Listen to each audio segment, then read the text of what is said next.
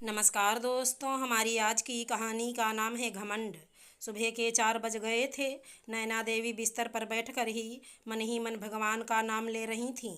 उन्हें नींद भी बहुत कम आती थी। पति की मौत ने उन्हें मूक सा बना दिया था। उनके 3 बेटे थे, परंतु तीनों ही अलग अलग घरों में रहते थे। नैना देवी अपने मंझले बेटे के पास रहती थी। अपने पोते पोतियों को देखकर वो अपना गम भुलाने की कोशिश करती थी। कभी लाखों रुपए अपने हाथ में रखने वाली नैना देवी के पास आज संपत्ति के नाम पर बस थैले में रखे 2 जोड़ी कपड़े ही थे। पति की मौत के बाद तीनों बेटों ने उसकी कमाई दौलत और गहनों का आपस में बंटवारा कर लिया था। माँ बाप की वर्षों से कमाई मेहनत को आपस में बांटकर बेटे बहू जश्न मना रहे थे। नैना देवी इस बात से अनजान थी कि उसके बेटों ने उससे पूछे बगैर उसका भी बंटवारा कर दिया था। किसी ने यह भी नहीं सोचा कि पति की मौत का गम क्या होता है। वो रोजाना की तरह देर तक गर्म चाय का इंतजार कर रही थी। सोच रही थी कि गर्म चाय पीकर जब शरीर में थोड़ी जान आ जाएगी तो फिर थोड़ी देर में घर में हीटर पर सिकाई कर लूँगी। परंतु तभी उसकी बड़ी बहू बड़े गुस्से से उनके कमरे में आई और अपने सास से बोली, जल्दी से बिस्तर से खड़ी हो, चलो बाहर घूम कर आते हैं। और उसने उनका थैला अपने हाथ में पकड़ लिया और दूसरे हाथ से नैना देवी को जबरदस्ती बिस्तर से उठा दिया।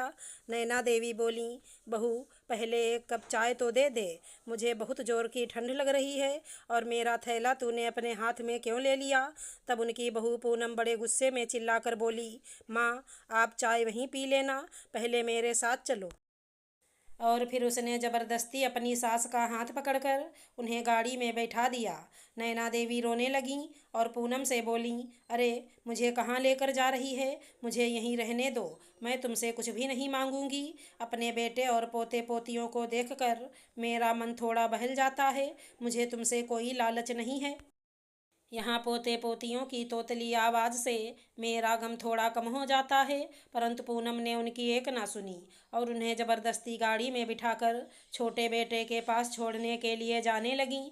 नैना देवी पूनम से बोलीं, ठीक है बहू, जैसी तेरी मर्जी तू वैसा कर, परंतु एक बार मुझे मेरे कमरे में तो जाने दे। उसमें तेरे पापा की कुछ यादगार चीज़ें भी पड़ी हैं मेरे तकिए के नीचे। बस एक बार उन्हें लाने दे। शायद कलयुगी बहू के अंदर कुछ दया भावना बची थी, इसलिए उसने अपनी सास को अंदर जाने दिया और बोली, ठीक है, जल्दी जाओ, परंतु ज़्यादा देर मत करना। वैसे भी आज के बाद तुम कभी यहाँ रहोगी भी नहीं।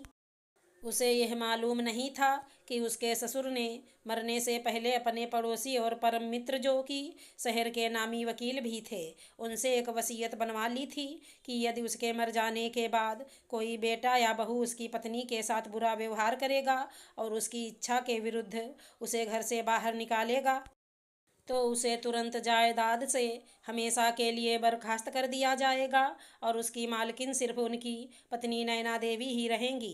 जो बेटा बहू उसकी सेवा करेंगे वही नैना देवी के बाद उस संपत्ति के हकदार होंगे, अन्यथा सारी प्रॉपर्टी एक अनाथालय के नाम कर दी जाएगी। उन्होंने अपना फ़ोन और उससे जुड़ी सारी जानकारी नैना देवी को बता दी थी।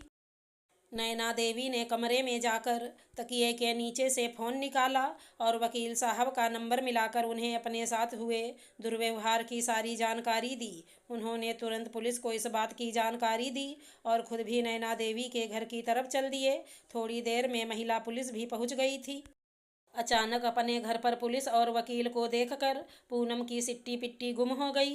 ये देखकर नैना देवी ने वकील साहब से कहा, भाई साहब, यह ज़बरदस्ती मुझे घर से निकाल रही थी। तब महिला अधिकारी ने उसे ज़ोर से फटकार लगाते हुए कहा, चल थाने में, कुछ दिन वहाँ रहेगी तो अकल ठिकाने आ जाएगी।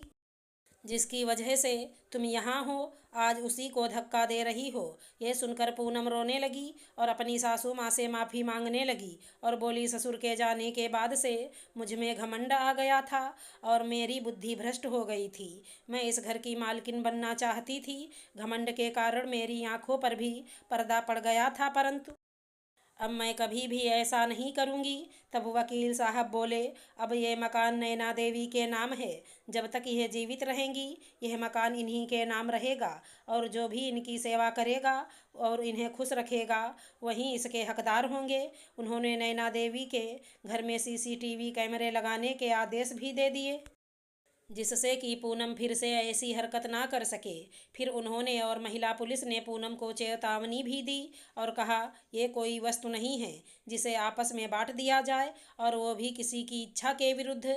तुमने इनका बंटवारा करके बहुत बड़ा पाप किया है, इसके लिए तो तुम्हें शायद भगवान भी माफ़ ना करे।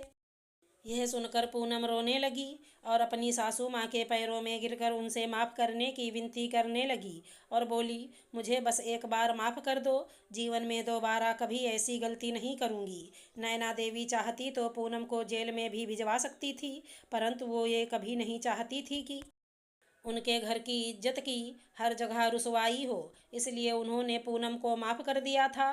वैसे भी जिस जायदाद पर पूनम को घमंड था, अब वो उन्हीं के नाम हो चुकी थी, और अब वो उनकी मर्जी के बगैर कुछ भी नहीं कर सकती थी। उसके बाद उन्होंने वकील साहब और महिला पुलिस का धन्यवाद किया, जिन्होंने एक बार फिर उसे उसके घर की मालकिन बना दिया था और पूनम को सबक भी सिखा दिया था। अगर हमारी कहानी पसंद आई हो तो चैनल को लाइक शेयर सब्सक्राइब करें। राधे राधे दोस्तों।